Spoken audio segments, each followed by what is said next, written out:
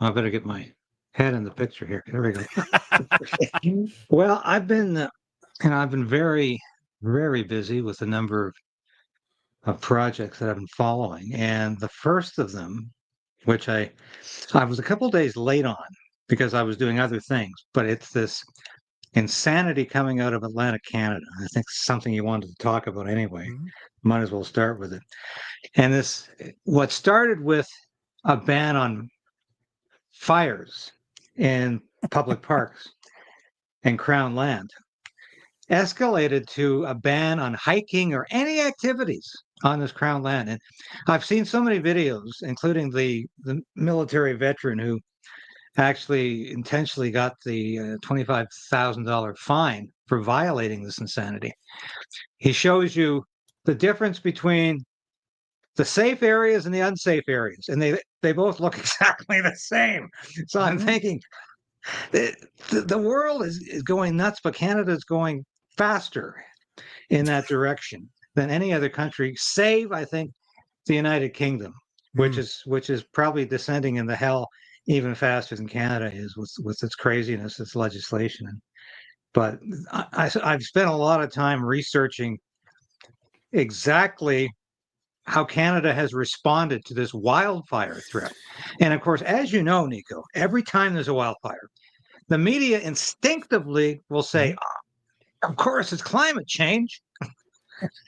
And the Liberal government will always say, especially if the House is sitting, this is more evidence of climate change without any evidence at all. Just simply to say, well, it's the science. And Dr. Science says so. And we're just going to you're just going to have to accept that.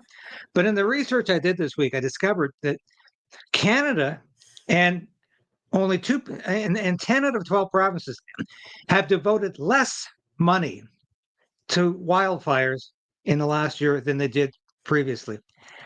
Not only that, they have completely ignored the fact that the overwhelming majority of wildfires are caused by arson.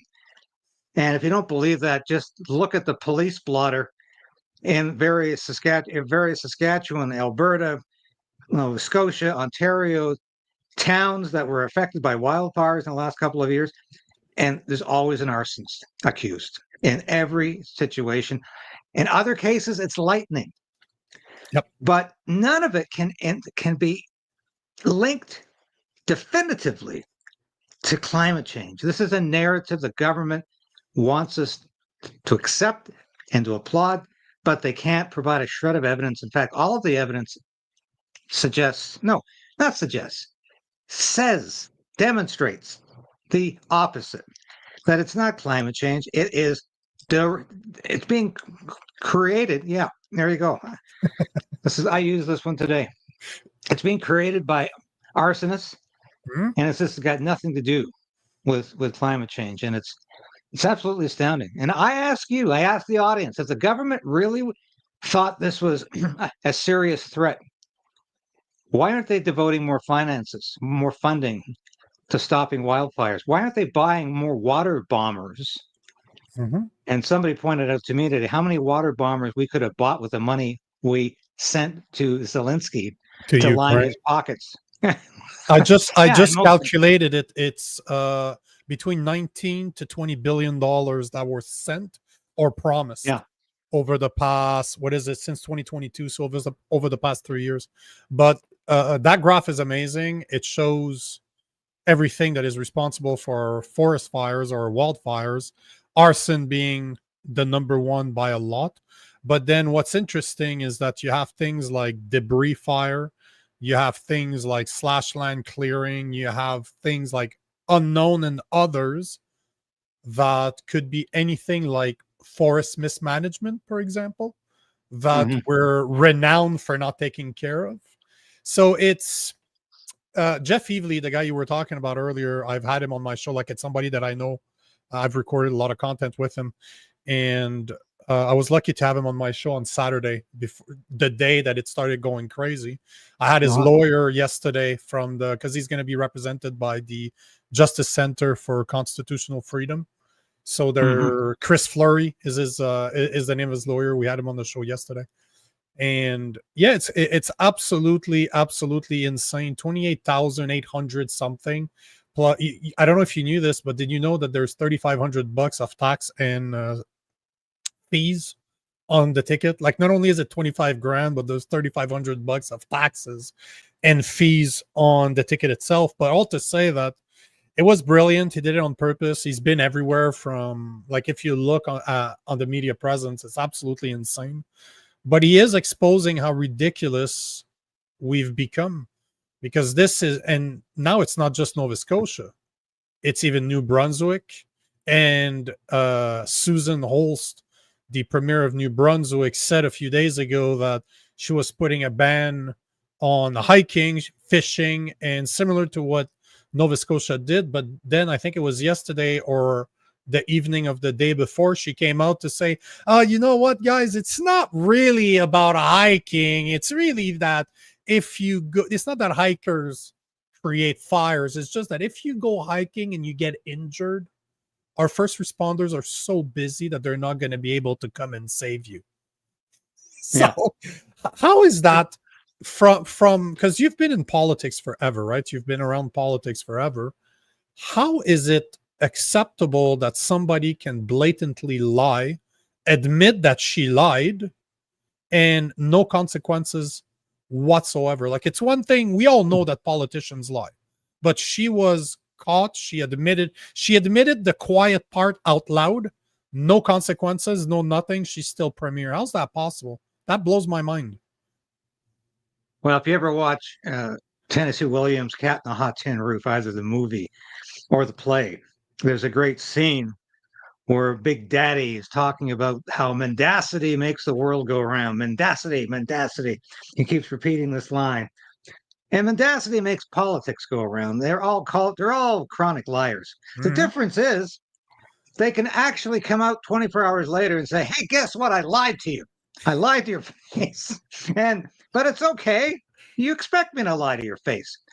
And I was watching a clip the other day of one of the most blatant liars in the political world, and that's Prime Minister Keir Starmer of the UK. He's sitting right next to Donald Trump, and Donald Trump looks him in the eye and says, I hope you're not going to censor my internet. And Keir Starmer giggles and says, we don't censor anything in Great Britain. We have a long history of free speech going. He doesn't say the Magna Carta, but there's a blatant lie. This is after he threw 2,000 plus people in jail for things they wrote on social media. And it's a blatant lie. But I guess the difference today is that they tell the bigger lies.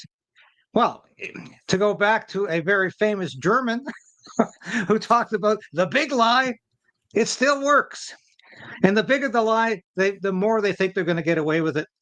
And if it doesn't work, they come on and say, yeah, I lied to you, but here, how about this one? I'll tell you another lie today, and maybe that'll satisfy you. And increasingly, it satisfies the mainstream media, which will print anything a politician says without questioning what they're saying, without doing any research, any preliminary question, any kind of inquisitive response is almost too much for them. And it's just like, it's too much work. I'll just print what you say. Just give me the news release. I won't even try to personalize it. I'll just print it as you wrote it. And which, of course, when I was in journalism school, that was a cardinal rule not to do. Never just print a news release. Use it as the basis of a story, but get some answers, interview people, dig. Reporters don't want to dig today. They just want to regurgitate what they're getting from, in the United States, the State Department. In Canada, it's the Prime Minister's office. It's to me, it's no surprise, because most of the mainstream media in Canada is bought by the Liberals. It's become their propaganda arm, as I like to call it. Like, just CBC's $1.4 billion a year. CTV receives over 100 million. Like, there's so much money that they receive on a yearly base that they're just gonna say whatever they're being told. And remember Rosemary, when she was told by Carney to look within herself? She's never questioned him ever again. Ever since then, somebody took her into their office and said, "Hey, what are you doing? You got to stop that. Shut up. Just say what we're telling you." And it's working. That was a threat from Carney. Oh, yeah. And that's the kind of veiled threats he gives people. And it sounds like a plea, but it's a threat. And if you don't get what I'm saying, Rosemary, well, maybe you won't be working for CBC much longer. There's I don't know if you saw the video, but there's a video that came back. I think I saw it yesterday. I talked about it today on my show, but it was an old video of Trudeau back in 2021 where he promised, as a election promise, he promised to invest 500 million back in 2021, saying that by the next season, the next wildfire season, so within the next year, so 2022, he would invest $500 million to train more than 1,000 firefighters and buy new water bombers. Yet, as of August 2025, when I looked this morning, Canada's trained 300 firefighters. Since then, 0 new bombers. And yet people, if you go everywhere on X, if you go everywhere on Instagram, people are ripping into me for supporting a guy like Jeff Evely that's the veteran that went and received that $28,000 ticket, saying that if you support Jeff, you're basically against the first responders. And I'm like, are you guys, have you guys been dropped as children? Because those are not me saying that I support. We should give that $500 million to train new firefighters and buy all the water bombers then we need, instead of sending that money to overseas. Doesn't mean that I don't support a guy like Jeff Evely for fighting for a constitutional right that is to be able to go into the forest. It's very interesting the way the left is spinning this right now, as in, if I support Jeff Evely, I'm against first responders. What? What does either have to do with each other? Well, absolutely nothing. And I'm 100% behind Jeff as well, as a fellow veteran. And I know what he's doing here. This is clearly, he's putting himself on the line to prove a political point, and he's doing what a lot of other people could be doing and should be doing, perhaps, but he's setting an example the way the Freedom Convoy people did. They set an example. They fought for freedom. And so I'm 100% behind that, because the Freedom Convoy saved lives. God only knows, I laughed when I heard the Premier Sue Holt say, "Yeah, I was only kidding about this. And I thought, as soon as she said, you're not going to get the first responder, I said, hey, this is COVID all over again. Yep. You don't take your shots. You don't abide by the lockdown and the mandates. You're not going to get a hospital bed.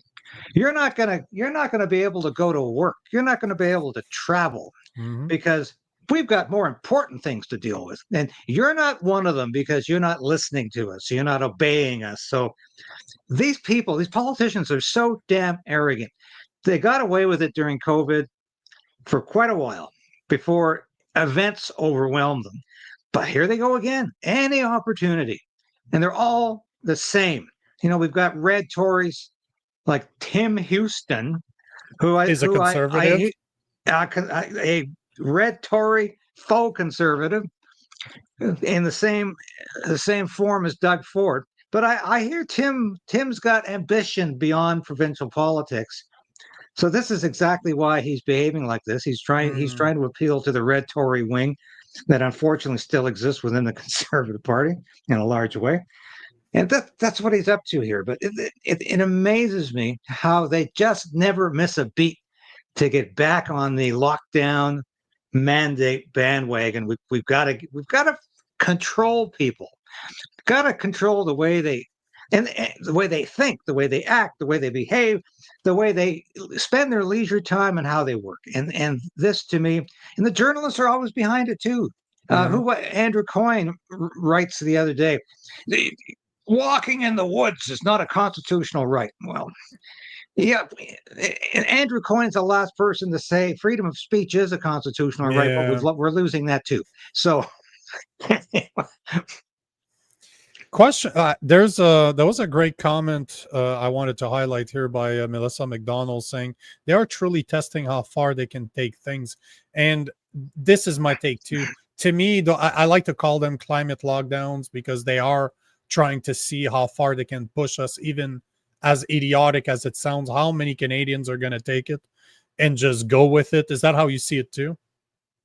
Oh yeah. In fact, I think I used the same phrase the other day in one of my broadcasts. Yes, this is a climate lockdown. Yeah. It's an attempt at a climate lockdown. I think the pushback is much more spontaneous this time than it was over COVID. A lot of Canadians have learned their lesson. A lot of Canadians are pushing back, and I think the timing here could not have been worse in terms of the authoritarian left trying to impose their will and their policy, because we just went through the Freedom Convoy trial and the ludicrous idea that peaceful protesters should spend 7 or 8 years in jail. We went through this huge story with Sean Foyt being harassed and literally attacked as he went from the East Coast to Toronto. I interviewed Sean last week, and he said, yeah, I'm coming back to Winnipeg. We're going to fight twice as hard. And what I really admire about what Sean's doing is his Let Us Worship program that is so applicable to Canada, because the churches in Canada became accustomed, they became acclimatized, they became conditioned during the COVID lockdowns to accept whatever the government told them to do, and to accept police invading their church, arresting their pastor, dispersing the congregation. And now they think the police can, and a mayor of Montreal can fine a church for hosting somebody. And I think the timing here is that for anybody who is attuned to the authoritarian decline in Canada, this is another nail in the coffin. And people, so many people are saying, no, we're not going there this time. Don't give us this BS. This has got nothing to do with starting fires, and you know it. This has got everything to do with controlling. And so I think in terms of the authoritarian left, it was bad timing, but that's a good thing. I agree with you with Sean Foyt. I agree with you that Canadians are too complacent, and even Christians in Canada are way too complacent, just taking it. I spend a lot of my time in Alabama, so very, very different type of Christians down there. But all to say that we need to step it up as Christians. We need to step it up and actually take our rightful place, as in be flipping tables in temples. Like, we need to go back to a time where we're not scared to talk about this stuff, because the Canada that I grew up in, my son will not experience. If we let it continue the way it is now, my son's never going to be able to see the Canada I grew up in. And, before we started recording these podcasts, you and I, we had a conversation, and, it's easy for us to blame the Liberals, to blame 10 years of bad Liberal policies. But if you look at the hiking bans, for example, the Conservatives are not talking about it either. Like, I looked today, I went back 5 days on Pierre Poilievre's posts on his platform. Not one peep. Did not say anything about it.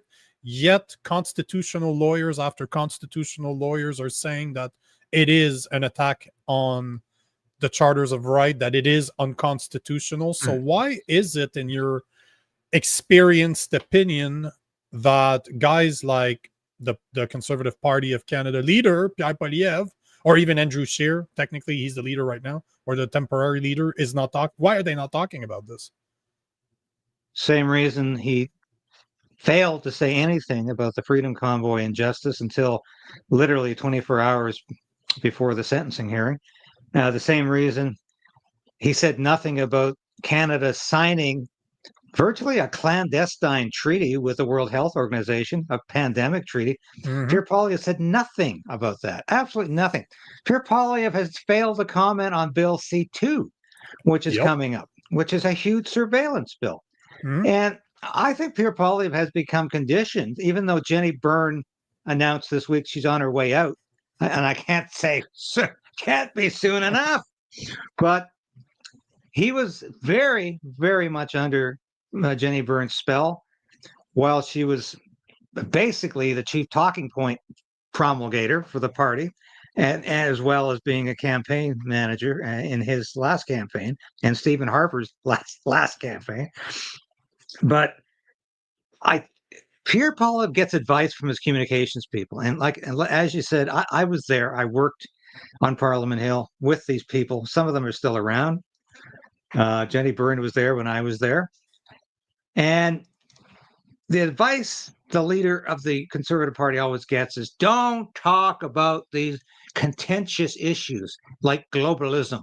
Don't talk about about how the WEF has such power over politicians. And Poilievre used to talk about that at his Axe the Tax rallies just to get a round of applause, because every time he'd say, and I'm not going to allow any of my caucus members to attend the WEF conference in Davos. He got a standing ovation every time he said that. Those are the issues conservative grassroots want him to talk about. They want him to talk about how this country is going farther and farther away from its democratic roots, and it's becoming a party totally captive to globalists. And Poilievre always thinks all you've got to do is talk about those safe streets, those safe communities, and jobs with a powerful paycheck. I'm so sick of hearing that. It's got to be more than just 5 talking points. He's got to talk about the issue, because this country is on the verge of complete economic and political collapse. You talked about remembering a different Canada. When I was talking about this the other day, I mentioned one of the books I had read many years ago by G. Gordon Liddy was called "When I Was a Kid, This Was a Free Country." It's a great book. I know Liddy's controversial. I know Liddy's said some very strange things over the years, but this is a wonderful book because it shows you, and this must be 25 years old now, but even then, it's like the things you can't do anymore, the things you're not allowed to do, or you need approval to do, or you have to get a permit to do. And we're losing the freedom that made this a great country to live in. And I'm not sure Pierre Poilievre gets it at times in terms of when he says, we're going to be the freest country on earth.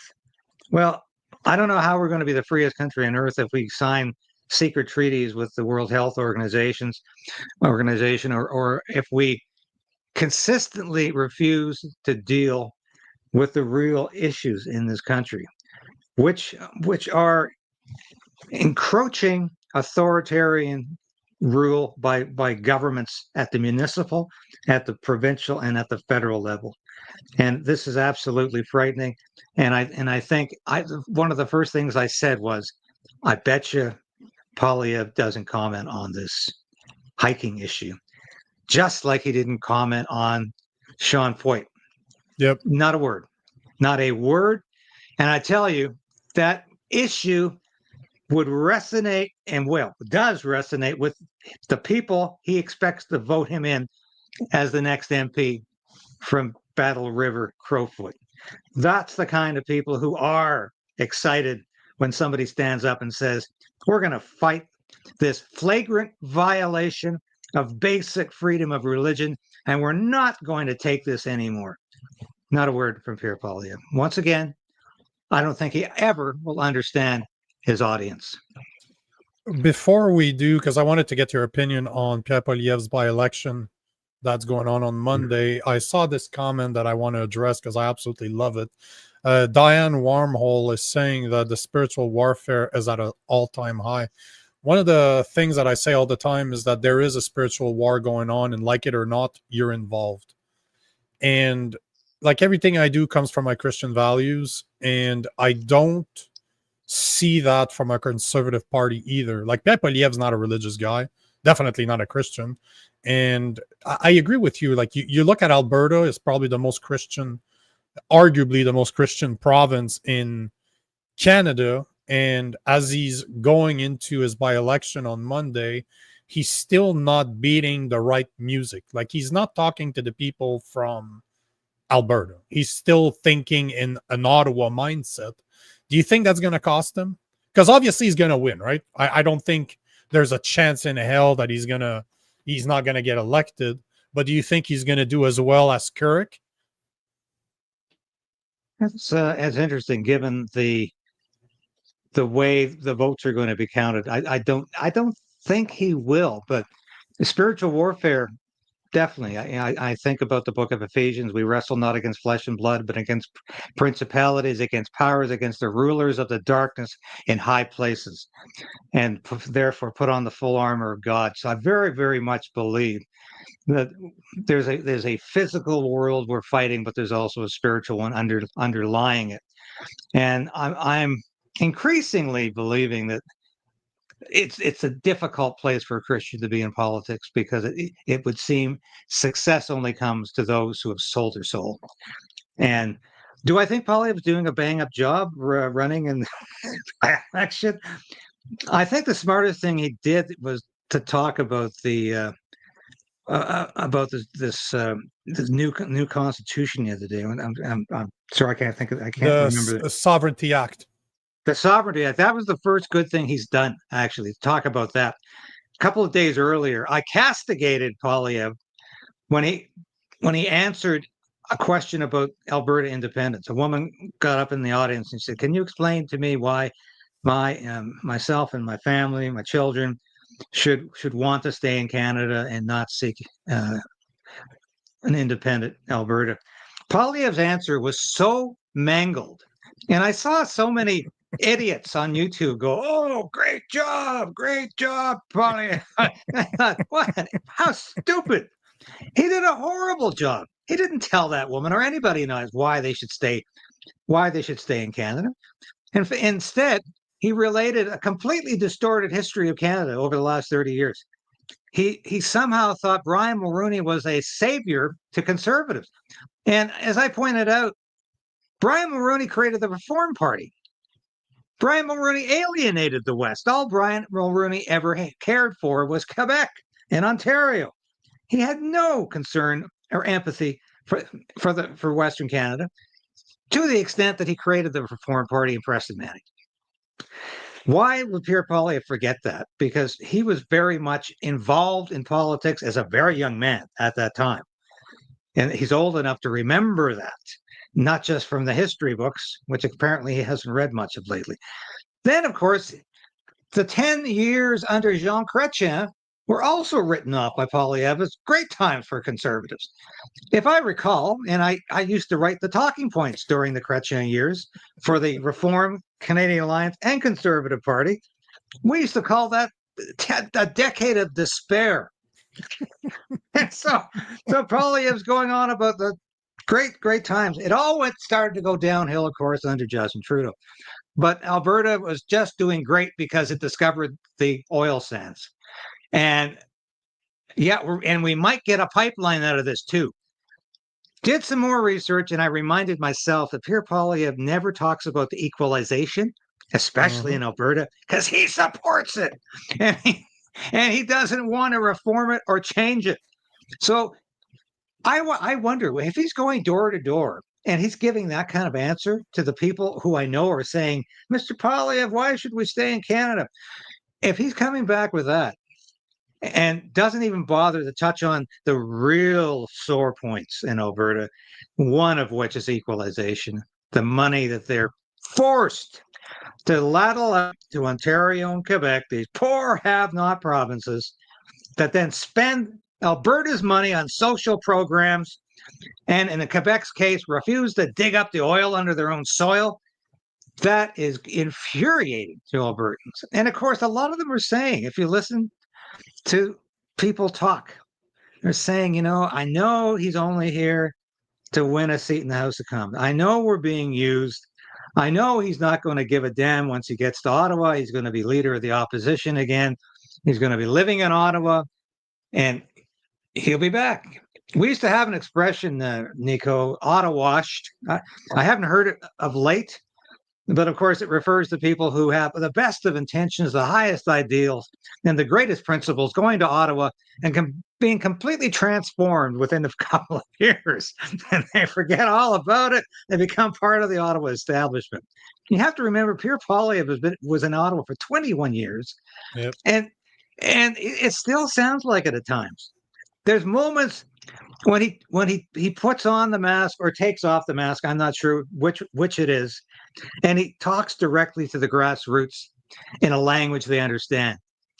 But either he leaves the room and his handlers say, "Don't do that again, Pierre, because that's not good for the next election."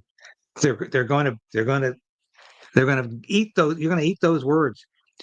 But largely he's still talking to an Ottawa-based constituency, and the people in that riding are as far away from that as you can possibly get in Canada. These are people like the people in South Carolina. These are people like the people of Texas. They are not like the people of Ottawa. No. Or Toronto. No, you're absolutely right. I've traveled all over Canada, all over the US, and Alberta's different. There's something different about Alberta that reminds me more of. I spent a lot of time in Arizona, Texas, Alabama. They remind me more of that. But for the people out there, by the way, just a small pitch for the people out there. If you're liking the conversation, make sure to comment. We want to hear from you. So leave some comments, because I will address some of the comments. And yeah, share the stream. Just if you like it, let us know. We want to hear from you guys. And I got a question. That question's for you. It's one of my listeners. She's very direct, so I'm telling you right now. She asks you, David, you supported him for years, obviously, speaking about Pierre Poilievre, for certain. Why the sudden change? Well, I supported him in the leadership of the Conservative Party because, frankly, he was the best choice who could actually potentially win an election. There was really nobody else. And at that time, I was very impressed by Pierre Poilievre walking across the street, bringing coffee and donuts to Freedom Convoy. Yeah, in retrospect, it was probably all a political moment. It was probably all image, because at least he understood at that time who his audience was. He knew he was appealing to the grassroots of the Conservative Party, and he had better start looking like one. As I said, I've known Pierre Poilievre since before he was an MP. That's how long I've known Pierre Poilievre. No, we're not best friends, but if we're in the same room together, yes, I can go up and say hello, and we can chat. And I've followed his political progress over the years, and I was hoping this latest transformation, when he went from a fairly snooty front bench critic in the opposition days of the Conservative Party after the Harper years, where he had some fairly senior portfolios. I was hoping this was a transformation for the good, that this is a real transformation. And I'm still not 100% convinced that in his heart of hearts, he doesn't want it to be a real transformation. But, to answer the question, I'm always hoping Pierre Poilievre will come through for principled conservatives. When he doesn't come through, and that's quite frequently, I have no trouble calling him out for it, because I don't work for Pierre Poilievre. I never have. I never will. But I will support him when he does the right thing. I will applaud him when he says the right thing. And frankly, I can't see anybody else replacing him as Conservative Party leader at this moment. Anybody who's viable to do that. So I'll continue to say he's about the only choice you have, because believe me, Doug Ford would be worse. Yeesh, yes. Jason Kenney would be worse. And Jason also wants the job, I can tell you that. And certainly Tim Houston would be worse. But it's my job as a journalist not to be a propagandist.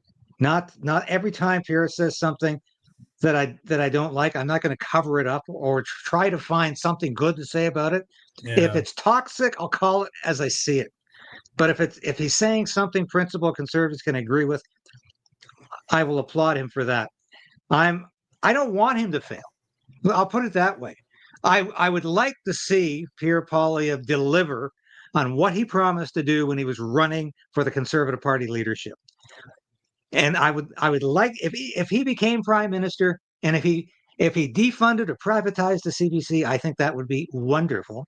And I give him credit for continuing to talk about that, because that's always been something conservatives talk about and then quietly forget they ever said.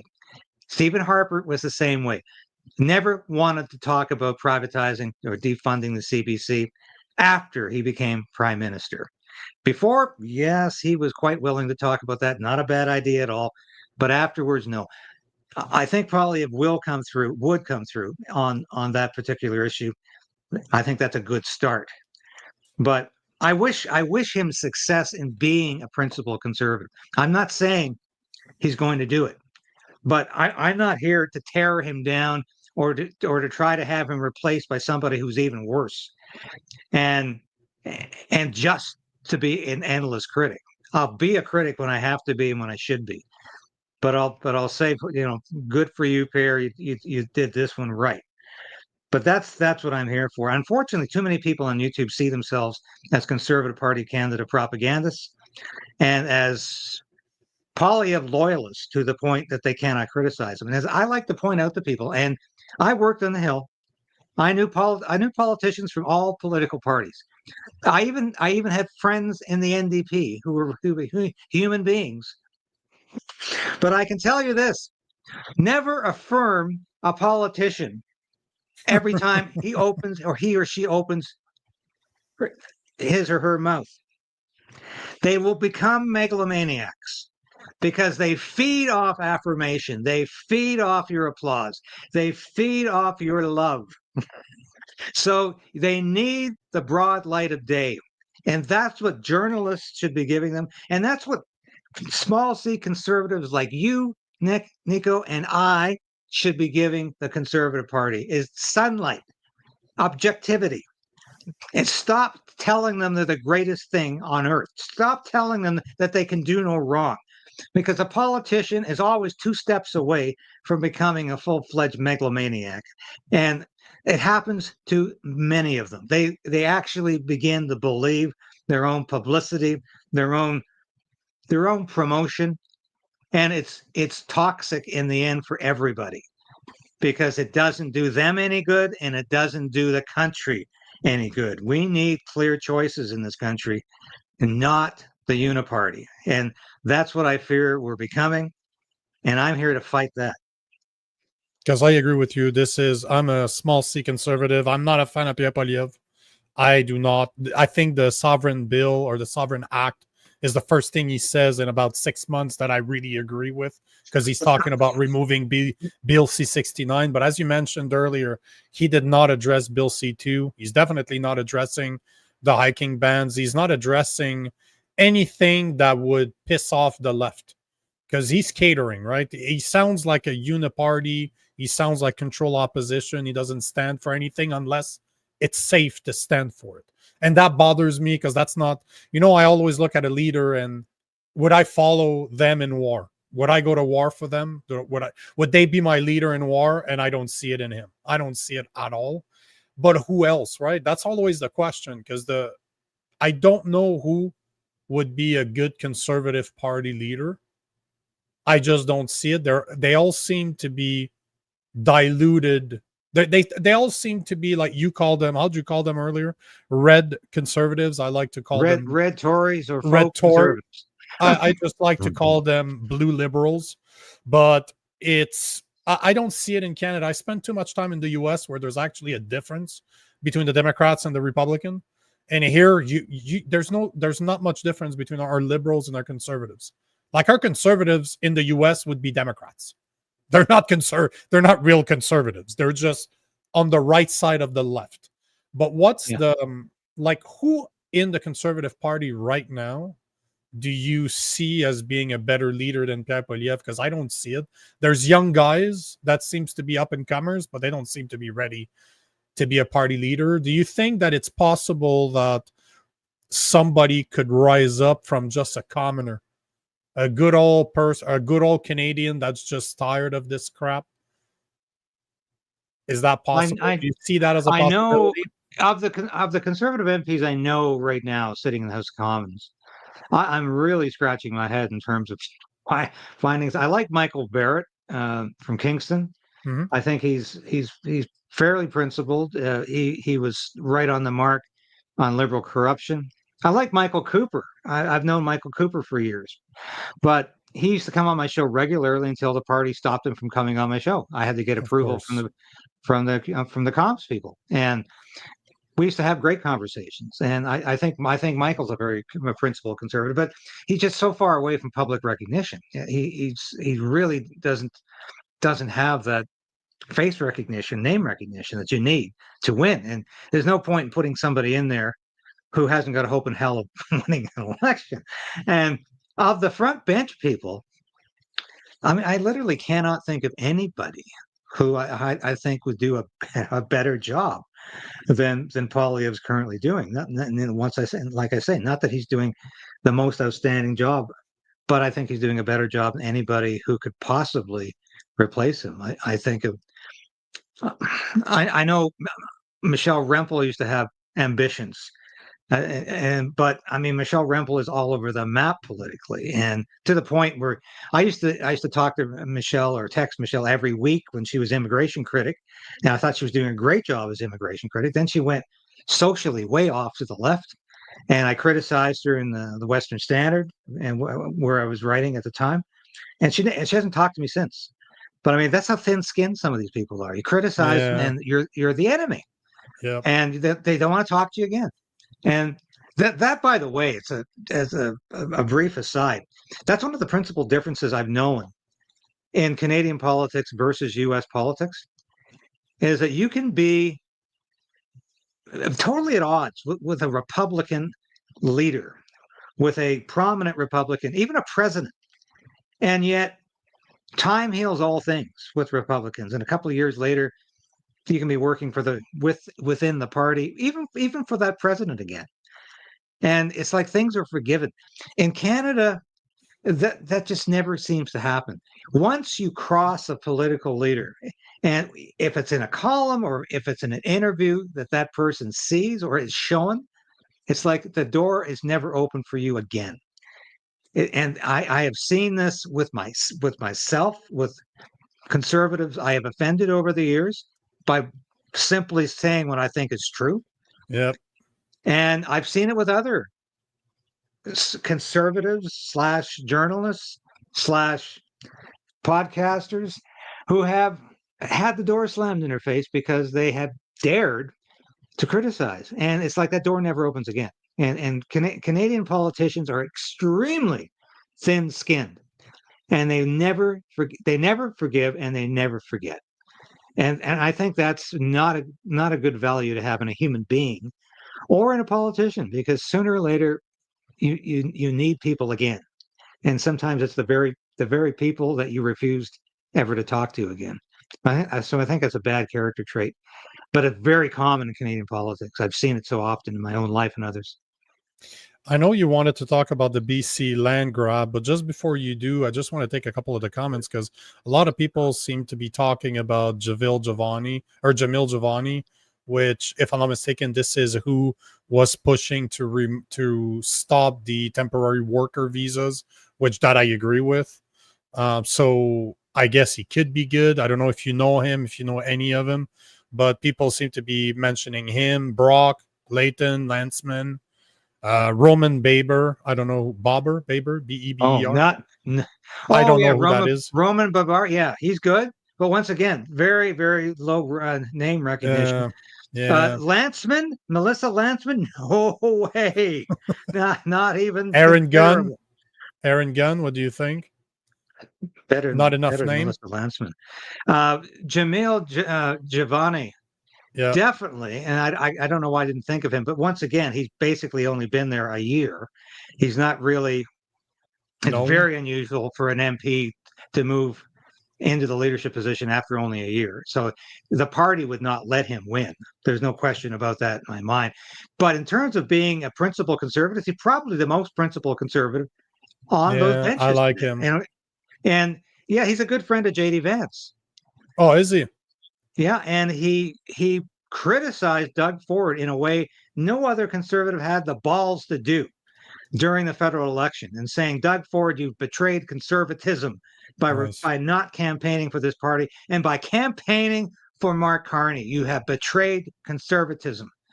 And I thought, yeah, good for you, Jim. But I probably didn't mention him because he simply hasn't got enough time under his belt to be the leader. And I think he could still do the job, mind you. I don't think you need Yeah. 25 years. But the Conservative Party, yeah, they think you need 10 or 15 years in the House.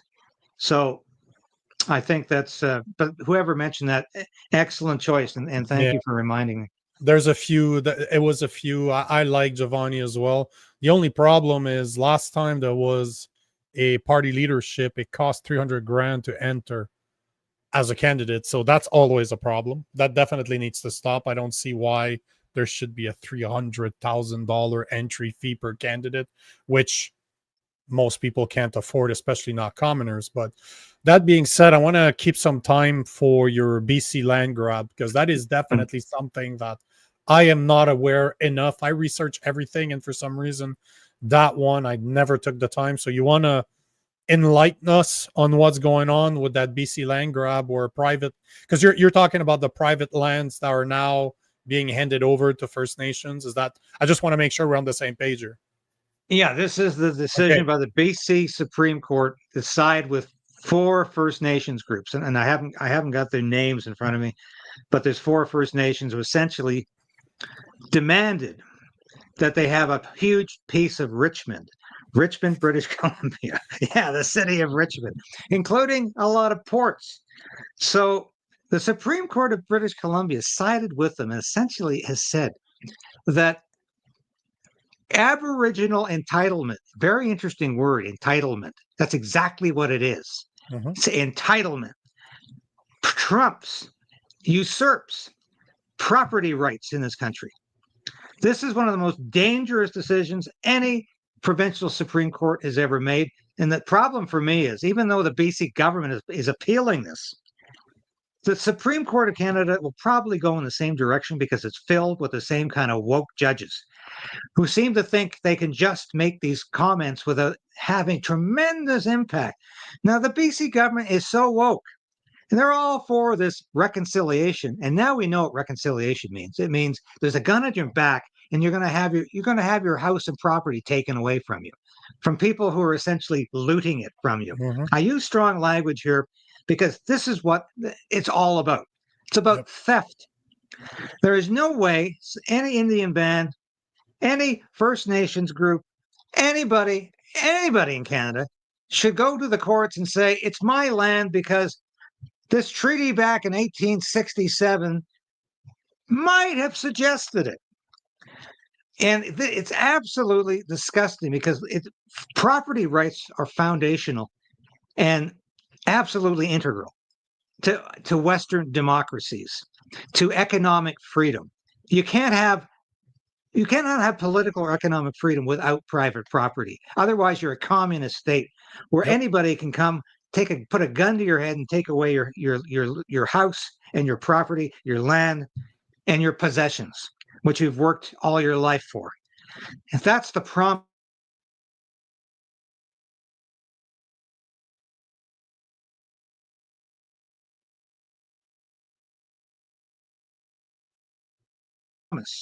unlock the famous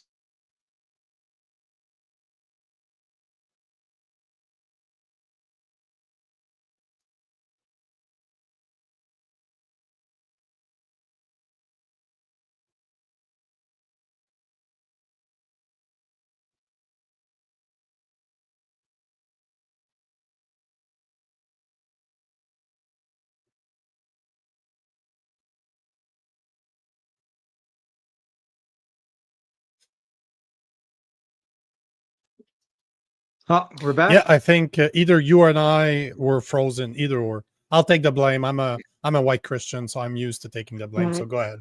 It was my fault somehow. Well, and I take this even further. It's not just because of this Aboriginal entitlement, which I don't think should exist anymore. Mhm. Let's get on with building a country equal under the law, where every individual is equal under the law. We don't have fiefdoms. We don't have collective rights, where Yeah. this gang has rights that this other gang doesn't have. Ayn Rand used to talk about this in her philosophical works, about the difference between collective rights, which is which gang has the bigger punch, and individual rights, where every individual, every person has the same rights under the rule of law. And that's what is wrong with this whole land claims process, where natives have race-based special status. Yep. And I remember when the Reform Party came out, one of the first things they said is no more race-based fishing, no more race-based hunting, no more race-based laws in this country. Let's all be equal. And we Yeah. wouldn't need a constitutional amendment to get back to normal, to say land claims treaties are over. And we're not going to be bartering anymore.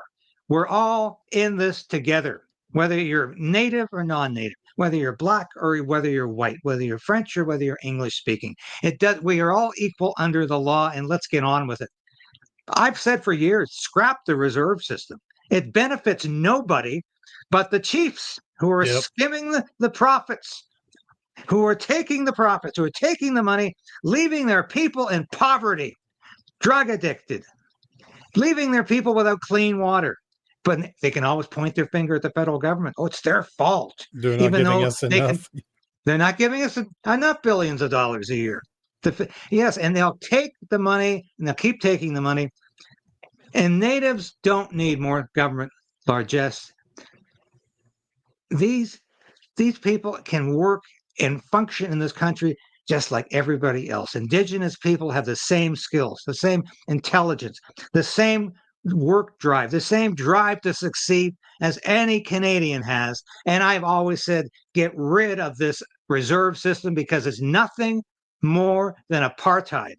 It is nothing more than a racist system of separating the natives from the rest of the country, and it's been going on far too long. Scrap the reserve system. It's inherently racist, and it's nothing more than apartheid.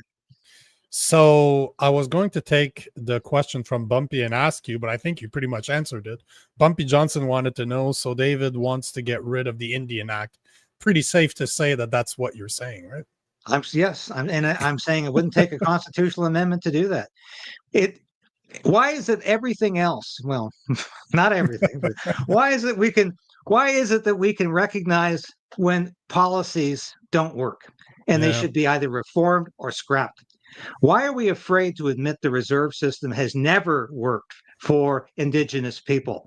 It works very well for the chiefs, who have profited off it for decades. It doesn't work well, and we hear about it all the time.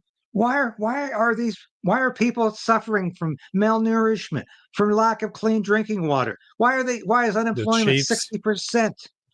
Why is there nothing but impoverishment and hopelessness on these reserves? Well, obviously it's not working. It never has worked. It's time to get past the 19th century and into the 21st century and allow natives to succeed in the same way that every other Canadian can.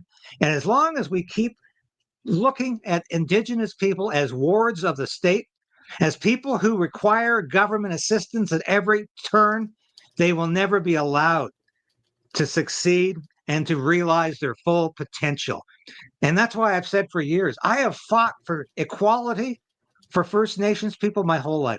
And that equality means ending the reserve system and allowing natives to compete with every other Canadian, and to stop doling out land and doling out money and taking it now from people who have earned it, who have paid for it, who have paid taxes on it.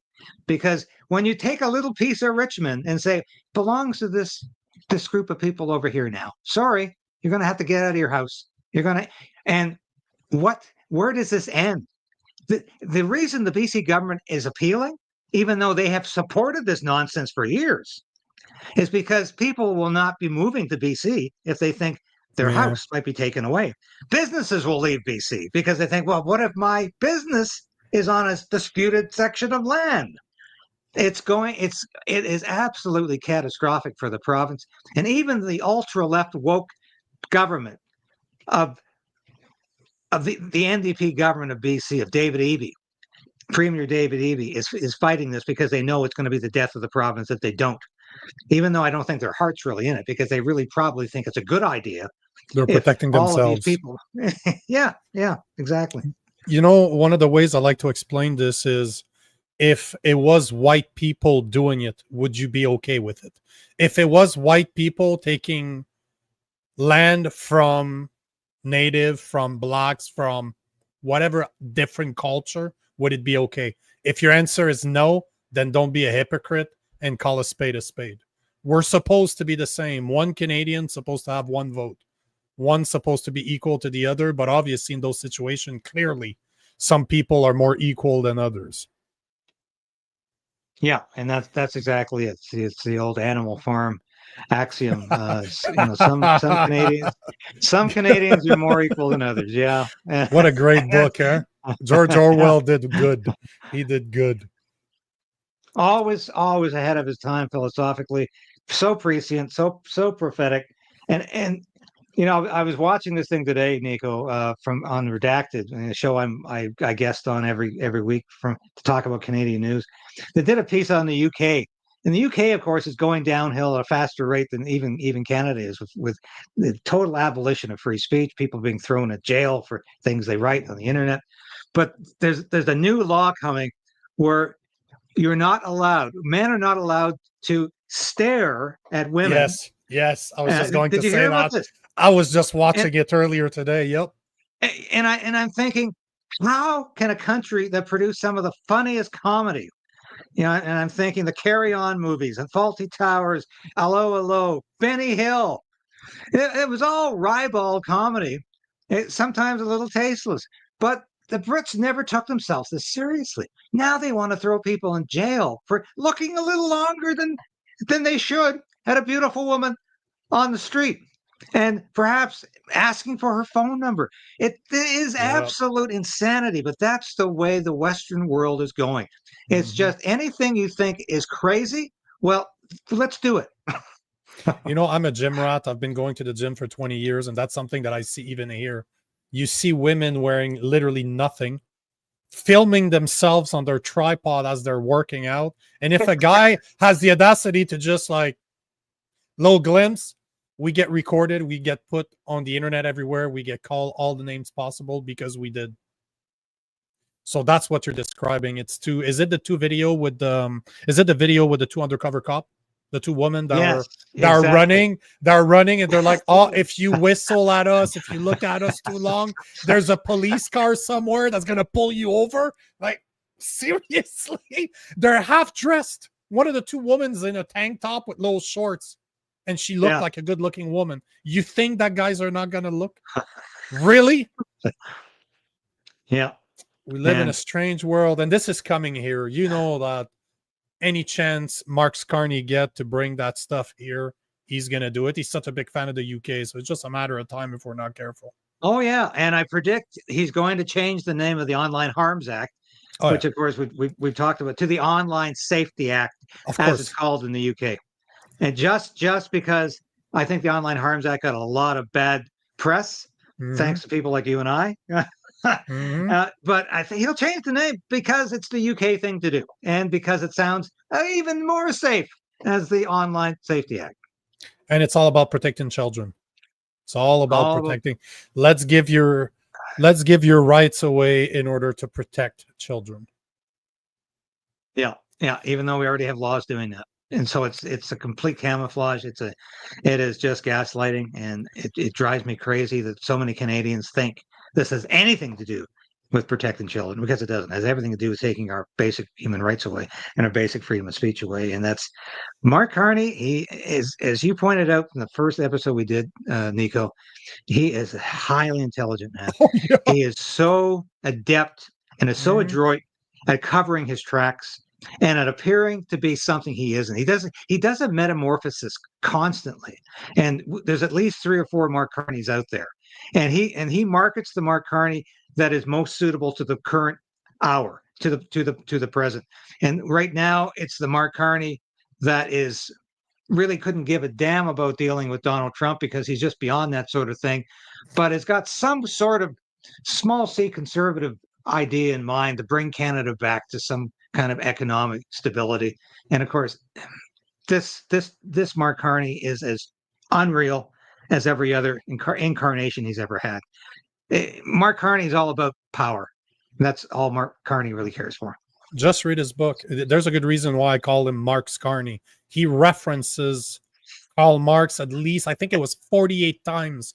I calculated it 48 times in his book.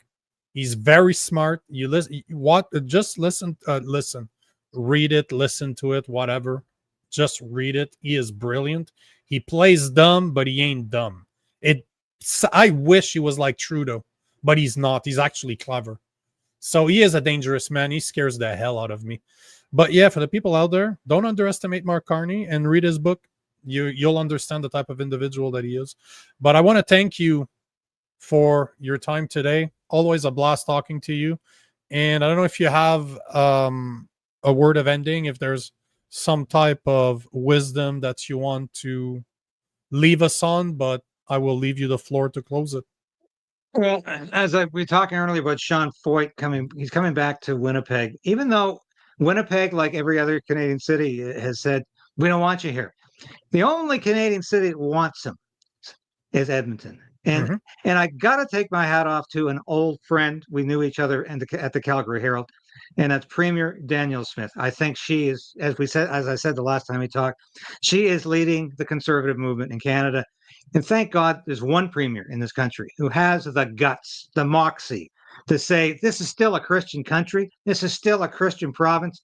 And Sean Foyt is welcome on the steps of our legislature. Thank God for people like Danielle Smith. And thank God for Sean Foyt, who coming back to Canada to tell us, don't give up, keep fighting, keep pushing back, keep insisting that Christians have rights too. That we're not going to be excluded. We're not going to go in the closet. We're not going to go into hiding. We're going to continue to fight until we take back this country, if there's any country to take back. But I'm going to go down fighting, not on my knees. I'm going to go down fighting. Amen. Have a good night, guys. You too. Thank you so much, Nico. Bye for now. Bye.